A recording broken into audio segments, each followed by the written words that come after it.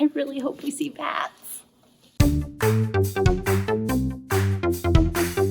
We're Stephen and Andie, and we started a travel vlog back home in California at a time when we couldn't really travel. Oh my God. It gave us a great excuse to get out and see some things we've been putting off for way too long. Good morning. We are in Mammoth Cave National Park, and it's raining. It's a good thing we're going in caves. It's gonna be beautiful when we get inside. And they just opened up. You can probably hear them in the background there on the loudspeaker.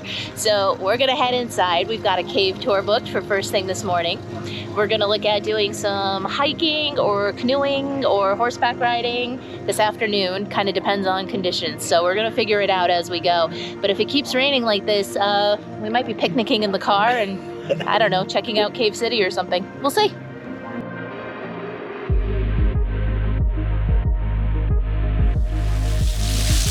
We're about to go into the world's longest known cave system.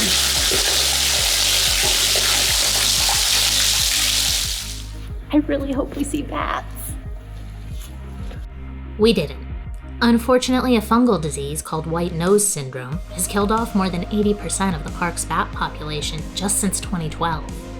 The park has implemented steps to help curb the spread of the disease and preserve what's left of the 13 species of bat that call these caves home.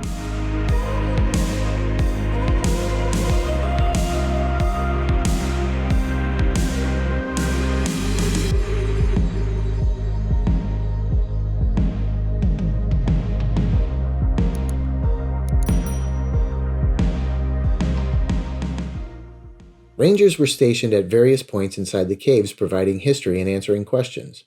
We learned, for instance, that the caves were used by a doctor to treat tuberculosis. They called it consumption in their day.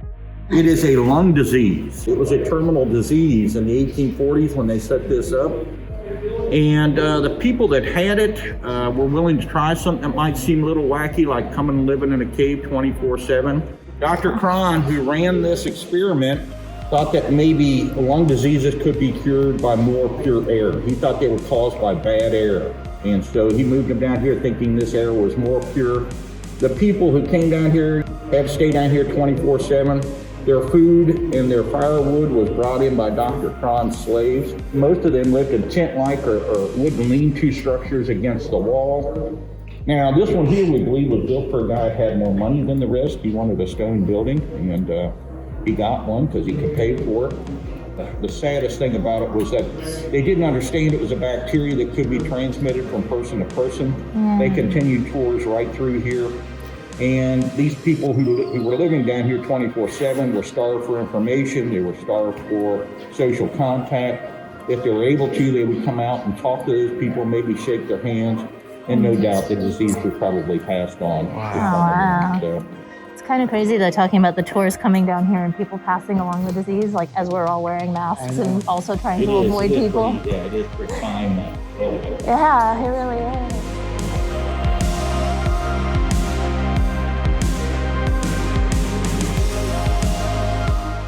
See these dark patches along the walls and in the ceiling? A mineral called calcium sulfate hydrate, otherwise known as gypsum.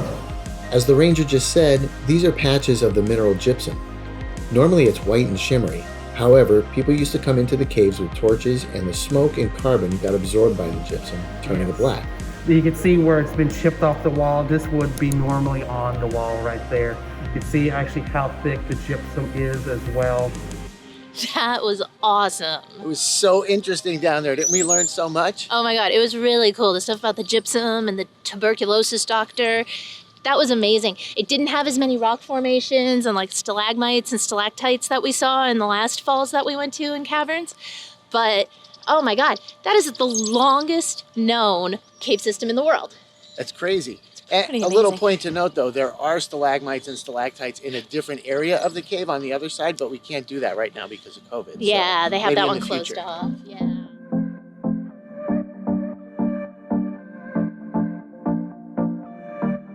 After our cave tour, we had some time to explore the park before lunch. Mammoth Cave National Park is much more than just a cave site. It has beautiful forested hills and is traversed by the Green River. Its diverse plant and animal life has earned it some prestigious titles, like UNESCO World Heritage Site and International Biosphere Reserve. We had hoped to go canoeing on the river today, but water levels were too high, so they weren't letting anyone on the water. So we did some walking and hiking instead. So this area of dense forest behind me, believe it or not, was once completely cleared farmlands. This was old growth forest with centuries old trees back when European settlers hadn't even seen this land yet. But then of course they came along, they forested everything for lumber, they created farmland, and this whole landscape was completely different than it is right now. Fortunately, in the 1930s, the government came in, made this a national park. They got rid of all of the old buildings. They stopped all of the farming that was going on here, and the trees began to grow again. They're almost 100 years old right now, and once they become 120 years old, it starts to become considered old growth. Before this was a national park and before automobiles, people used to first take stagecoaches up here, and then when they built the railway, they took this.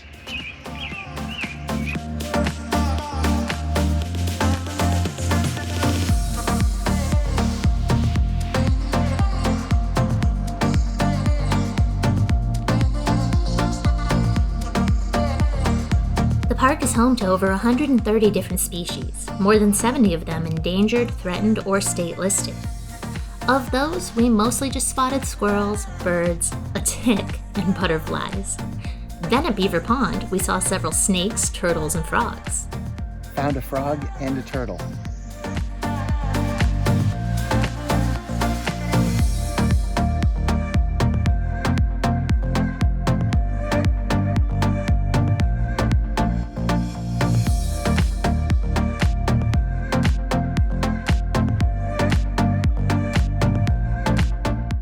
The most exciting wildlife spotting for us, as illustrated through this shaky handoff of the camera, was the buzzards.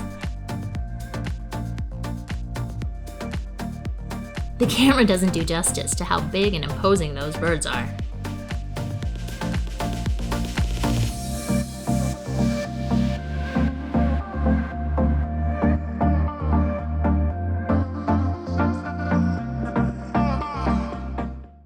Time to find a spot to picnic. So pretty here and peaceful, except for that crazy bird.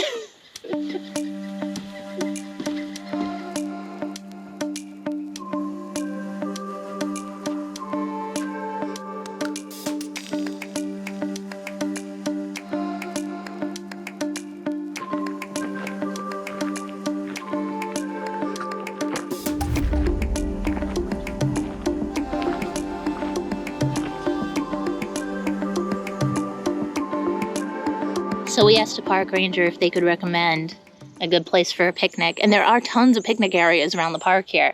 And fortunately, because it's a bit overcast and also because of COVID, there's hardly anybody in the picnic areas, huh? Yeah, it's pretty empty. Yeah, but we decided to take his advice and go down one of the paths. And we found ourselves a beautiful spot here.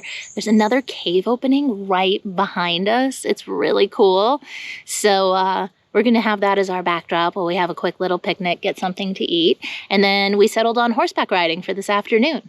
We got these great little snack packs with some hummus and crackers, and we have a little bit of trail mix. So we're just going to have a quick little snack, chill out here in front of this cave, and continue on for the day.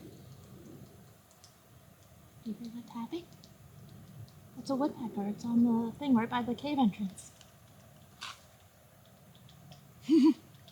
I thought that was a squirrel chatting at us at first, and it's a woodpecker right by the cave entrance. I don't know if the camera's picking it up. Oh, you see him? Yeah, I saw him. I could see him.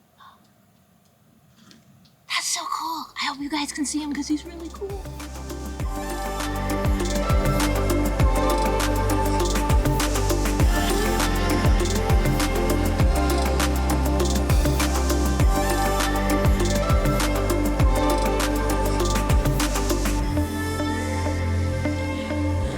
Don't forget, always leave it better than you found it. It's so much easier going down. It always is, isn't it?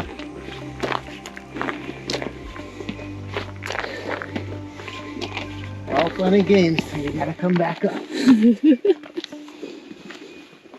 As you probably figured out by now, we ended up with a gorgeous day after all. We planned on going canoeing initially, but the river is too high because of the spring rains. So instead, we decided to go horseback riding.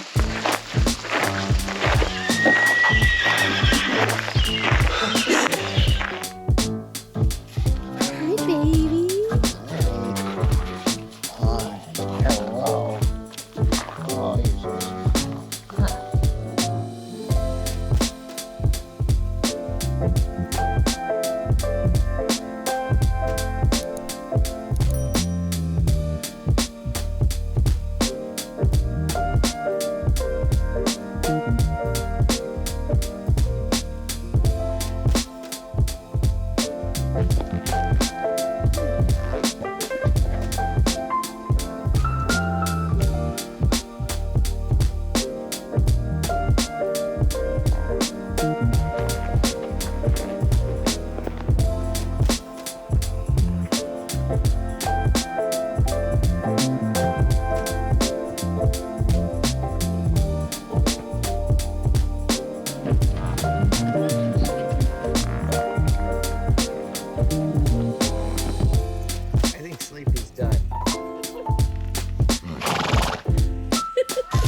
All right, Mammoth Caves, Kentucky, we see you.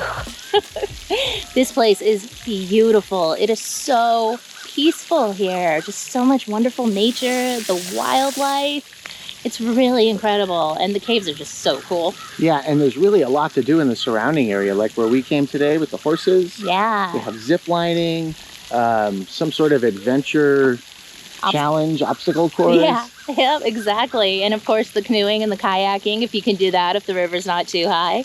So this ended up being a really wonderful way to spend an afternoon for sure. Well, a whole day actually, between the caves and then doing the horseback riding. Yeah.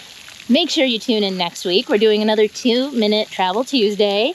And this time we're going to show you where we stayed, just off the national park. It is such a cute little place. You're going to want to see it.